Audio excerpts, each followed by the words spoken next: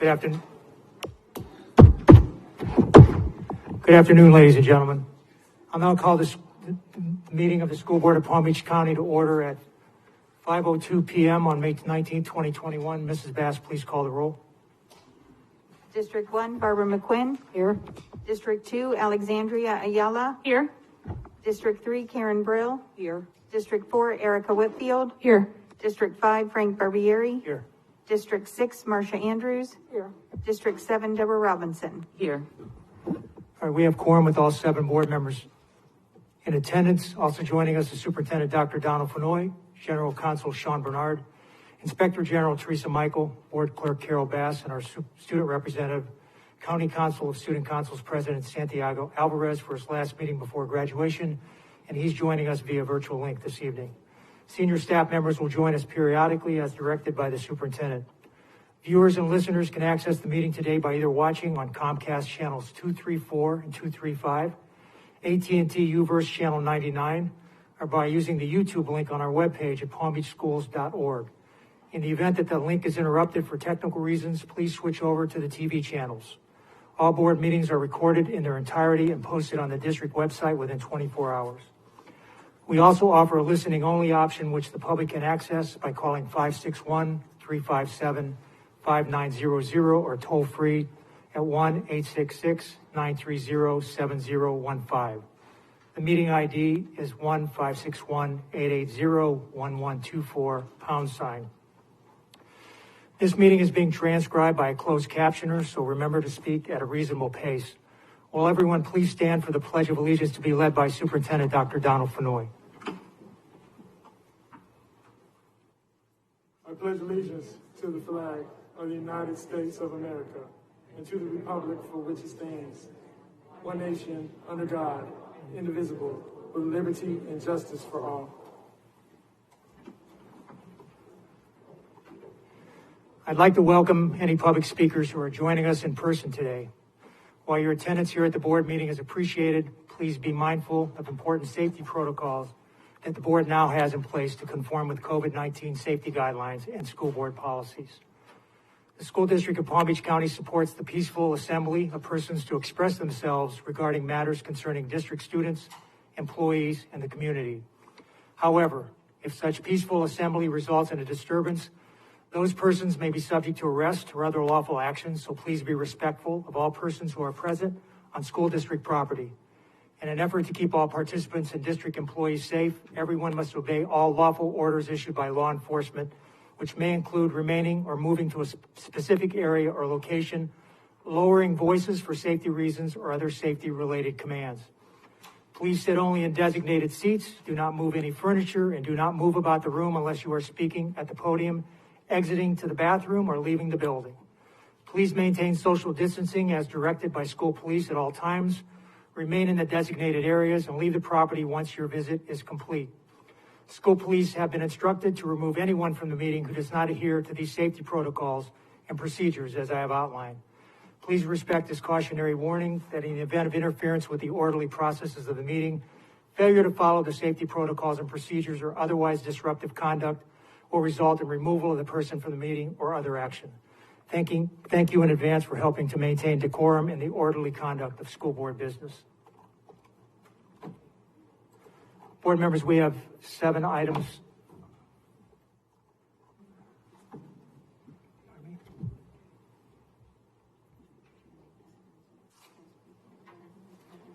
It's my understanding we have people in the Thurber conference room with their masks pulled down. Please put your mask back over your nose or mouth while you're in the building.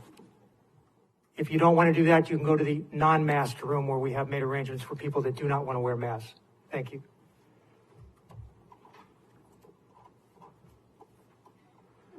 Board members, we have 10 sets of minutes to be approved on the agenda. We need a motion. Motion by Mrs. Andrews, seconded by Mrs. Whitfield. Any discussion? All in favor? Opposed? Motion carries 7-0. We have several items being added for good cause this evening. Items that are being added are AD1 district reorganization proposal, P2 job descriptions, P3 personnel addendum. Good cause exists to add these items as this reorganization is recommended as part of the ongoing continuous improvement focus to enhance the performance of our A-rated school district and ensure alignment to our strategic objectives. Items added: COM6 and COM7, Jewish American Heritage Month Proclamation and Asian American and Pacific Islander Heritage Month Proclamation. Good cause exists to add these two items so that they can be included in this month's recognitions.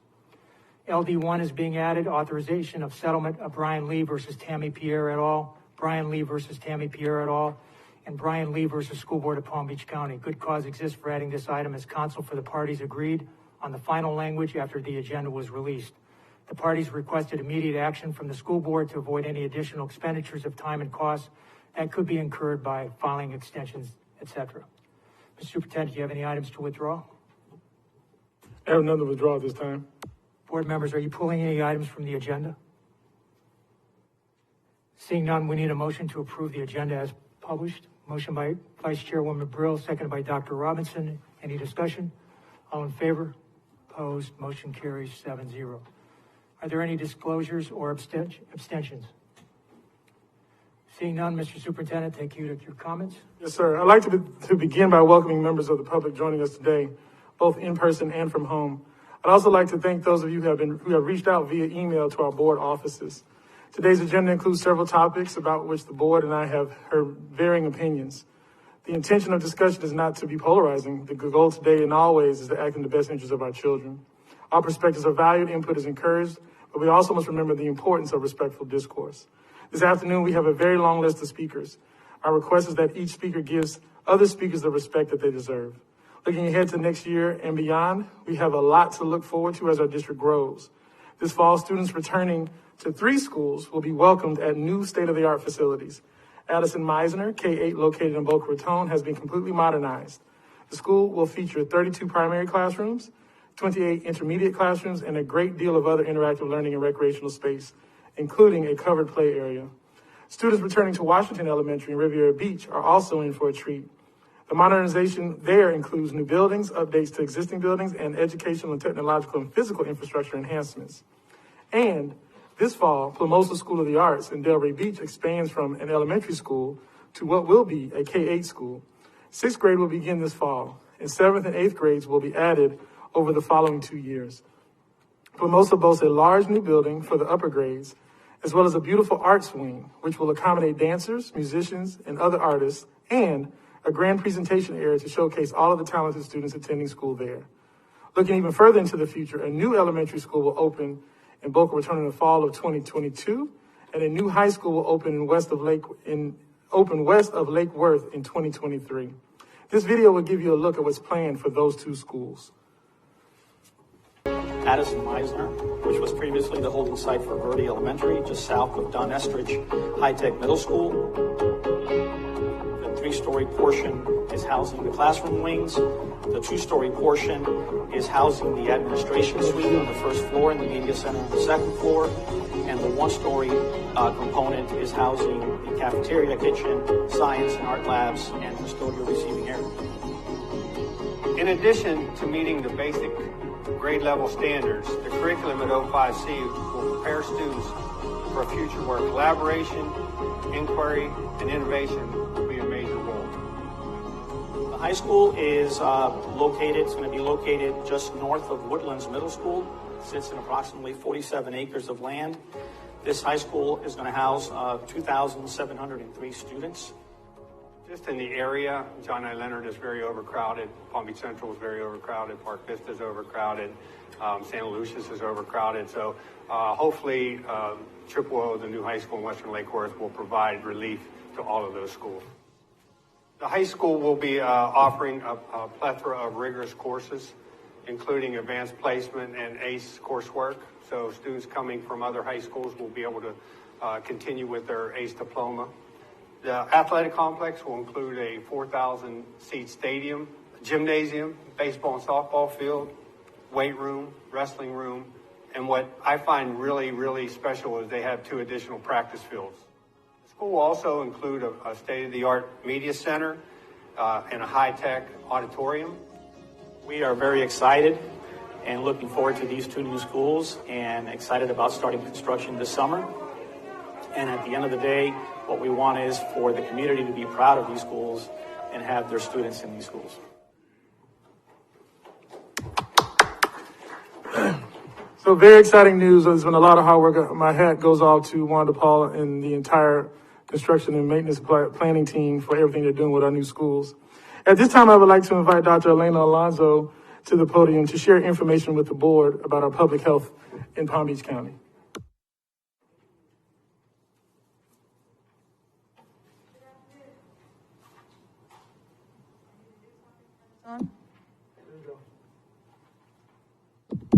Okay, looks like I'm on. Thank you very much, Dr. Fenoy. Pleasure being here, and the rest of the school board members. It's been too long since I came here last time. It's been a while. Thank you for having me. So I have a presentation. What I'll do is I'll say next to move the slides forward. I'm concentrating on a couple of things. I want to give you the status of our numbers of cases, our amount of virus in the community based on the transmission of the virus, the number of cases, and then I'm going to concentrate on where the cases are coming from and vaccinations. So that should wrap up the presentation. So our first presentation should be coming up. Maybe, maybe not.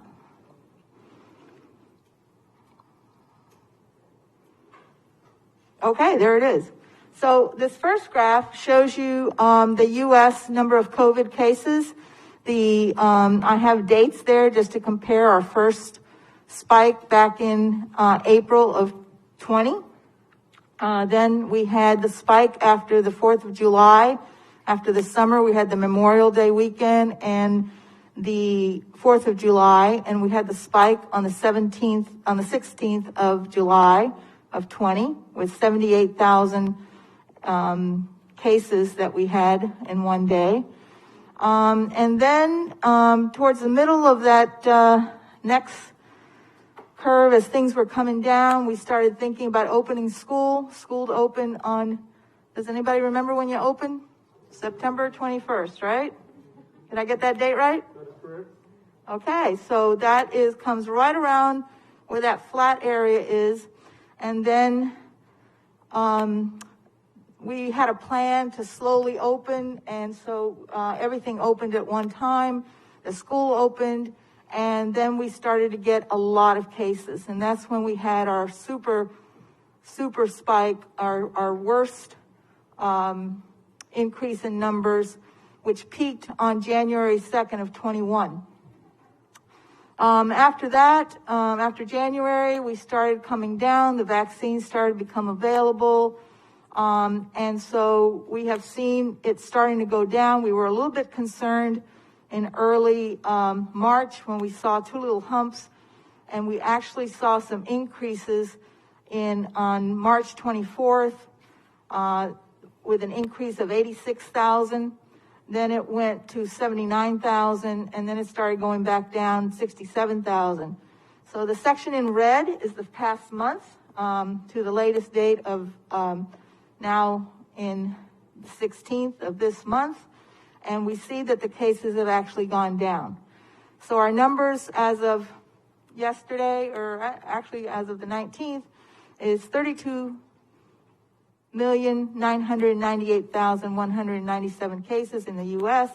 with 587,000 deaths, and we have vaccinated 275,016,916 actual vaccines have gone out. We're hoping to be at 300 very shortly, but as you know, the number of vaccines have actually gone down, and I've got a graph to show you that. So our cases in the U.S. are going down, and the deaths are going down a little bit slower than the number of cases, but they have been coming down in the past 30 days for both of those. All that information is on the CDC Track It app that they have that shows you can go into your specific county and look at all these numbers. Next. So the first thing we're looking at is the level of community transmission. It is good news that for the U.S., we have gone from the high, which is the dark red color, We have gone from high to sustainable, which is the dark orange color. And we still see Florida, however, in that dark high transmission level because we still have a lot of virus in Florida. Next slide. As compared to the transmission, then we look at cases. So we're still in the dark blue, which is from 8,000 to 22,000 cases in the last 7 days. But we have a lot less states that are in the dark blue. So Florida, Texas, California, New York, they're still in the dark blue. But again, our number of cases have been coming down. Next slide. Now we're looking at transmission in Florida itself. So again, the state has gone, we still have high transmission in Broward, Palm Beach, and those red sections. But Palm Beach County has gone down, and now we're at substantial transmission. So that is a good sign. And you can also see that in the Panhandle, you have some areas that actually are all the way down to moderate. But we're still nowhere under low transmission. So we still have a ways to go in Florida. Next slide. So let's take a number of cases in Florida. The dark blue, we're no longer in the dark blue of over 5,000. We're now in the 1,000 to 5,000 numbers. And Palm Beach, Broward, Dade, and not surprisingly, Hillsborough, and some of the other counties are also in that second layer. So we still have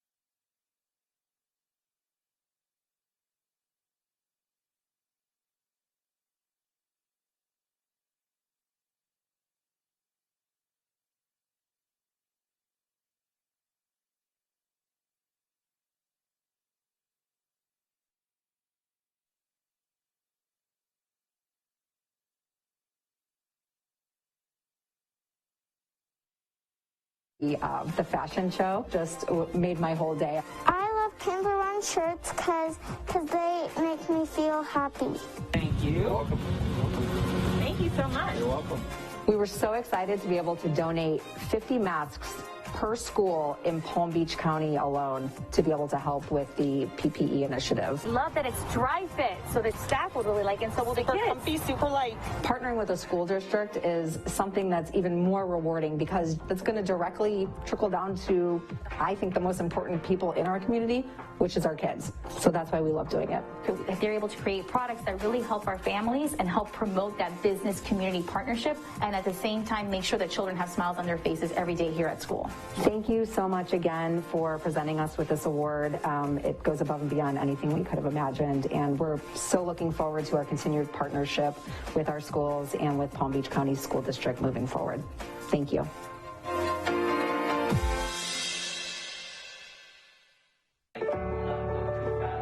Inside this Boca Raton middle school class, you'll never know what Ian Wiskoff will dream up. From astronauts to dragons and dinosaurs, they're all creations of his imagination. I wanted to have a different way of rewarding students for putting in the work that was required, especially during this very difficult year. I would just ask them, what is your favorite character? And then I would render it on the whiteboard for them, and they really, really liked that. I'm thinking this artwork is really, really creative. Ian teaches civics, but his art provides a lesson in hard work. When you put time and effort into something and when you plan something, you can end up with really good results. His latest artwork took weeks to create, but just a few moments to erase. Oh, it's such a good feeling, you know? Because you guys have the highest grades in your particular classes, you get the honor of destroying the illustration. It's been very tough, and the kids have been working hard. We really just did everything we possibly could to make some kind of a connection, which is probably one of the reasons I was doing this. If you could ignite some kind of interest, if you could ignite the imagination a little bit, that has to go a long way. Ian's classroom is very popular these days. Students come by to check out the latest creations. I'm hoping that what they could take away, there are teachers who are willing to do more than is required. Let's be creative, let's have some fun with it, and just because it's civics, it doesn't mean that you can't have fun coming to class. With an empty canvas behind him, Ian offers this advice. Nothing lasts forever, and if it's worth doing, then it's worth doing better every time. Good job, guys. Thank you very much. Thank you.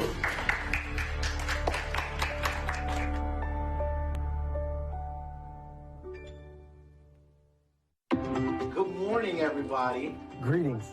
I am Michael A. Woodward Jr., the proud author of 6 children's books, and I couldn't be more than happy to be here today at Cross Point Elementary School. So I want you guys to take this journey with me, just for a moment, to what it means to me to look through the window. My books take on the charge of creating hope and allowing children to visually see themselves and what it is that